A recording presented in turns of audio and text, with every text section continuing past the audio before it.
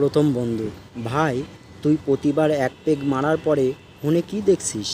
দ্বিতীয় বন্ধু: বউয়ের ছবি দেখছি, যখন দেখব বউ সুন্দরী হয়ে গেছে বুঝবো নেশা হয়ে গেছে। সারা রাত আমার সাথে শুয়ে থাকার পর সকালে বলে, তুমি অন্য রুমে যাও, আমি ড্রেস চেঞ্জ করব।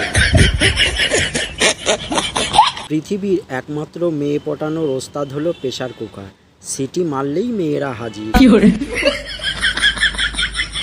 ভবিষ্যতে যাকে নিয়ে শান্তির ঘুম ঘুমাতে চাই, বর্তমানে তার চিন্তাতেই রাতে ঘুমাতে পারি না। ছেলে: মা, প্রতি রাতে যে লোকটা আসে আর ভোরবেলায় চলে যায় সে কে? মা: সে তোমার বাবা, একজন বেসরকারি চাকরিজীবী।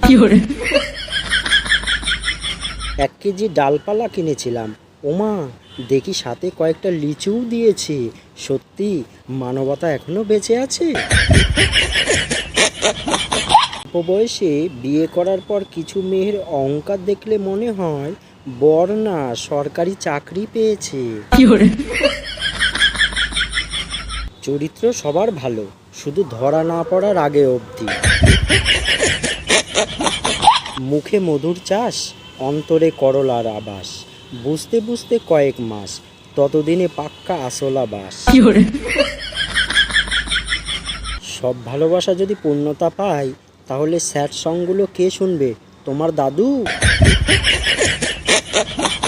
সরকার ও স্বামীর মধ্যে মিল একটাই, দুজনাই দাবি মেনে নেয়, কিন্তু পরে তা বাস্তবায়ন করতে ভুলে যায়। বউয়ের সাথে তুমুল ঝগড়া হচ্ছিল, এক পর্যায়ে আমি বললাম, তুমি সুন্দরী বলে যা ইচ্ছা তাই করবা, ব্যাস ঝগড়া শেষ। মেয়েরা কখনো স্বামীর থেকে সন্তানকে বেশি ভালোবাসে না। সন্তানকে পাশের বাড়ির বৌদির কাছে রেখে গেলেও স্বামীকে রেখে গেছে, শুনেছেন? রবি ঠাকুরের গীতাঞ্জলি, রামদেবের পতঞ্জলি, আর আমার ভবিষ্যৎ জলাঞ্জলি। বেঁচে থাকতে গুরুত্ব দিও, কারণ আমি যদি মরার পর তোমাকে গুরুত্ব দেওয়া শুরু করি, দৌড়ে কুল পাবে না। এদেশে মাছ শুকালে শুটকি, ফল শুকাইলে আচার, আর মেয়ে শুকাইলে স্মার্ট, আর ছেলে শুকাইলে গাঁজাখোর। এটা কোনো কথা? আমার প্রিয় ইউটিউব পরিবারের সদস্য সবাইকে জানাই বাংলা হাসির ভাণ্ডারের পক্ষ থেকে অসংখ্য ধন্যবাদ।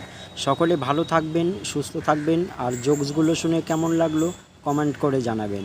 আর চ্যানেলটিকে প্লিজ সাপোর্ট করে যাবেন। যারা এখনও পর্যন্ত সাবস্ক্রাইব করেননি প্লিজ সাবস্ক্রাইব করে দেবেন। আজকে এই পর্যন্তই রাখছি, ধন্যবাদ সবাইকে।